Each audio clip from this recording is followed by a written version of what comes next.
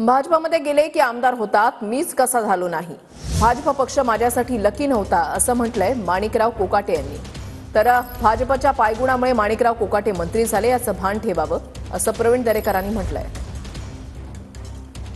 की मी गेलो की त्याला लगेच बाय नेम बोलवतो, अरे काय रे काय चाललं, जुना युवक काँग्रेसचा कार्यकर्ता, जुना युवक काँग्रेसचा अध्यक्ष पदाधिकारी, त्यानंतर आता प्रगतीपथावर असलेले नाशिक जिल्ह्याच्या सगळ्या क्षेत्रामध्ये आज जे मुलं काम करतात किंवा जे सहकारी काम करतात ते आम्ही सर्व एकत्रच काम केलेलं आहे युवक काँग्रेसमध्ये। त्यावेळेस काँग्रेस पक्ष इतका मोठा होता की फक्त तिकीटच घेऊन यायचं, तिकीट घेऊन यायचं की आपोआप आमदार व्हायचा। तसं आज भारतीय जनता पक्ष चाललंय, तिकीट आणले का आपोआप आमदार होतात। पण मी कसं काय त्याला आपोआप ठरलो मलाच माहित नाही, सगळीकडे निवडून आलो आणि भारतीय जनता पक्षामध्येच नेमकं हारलो।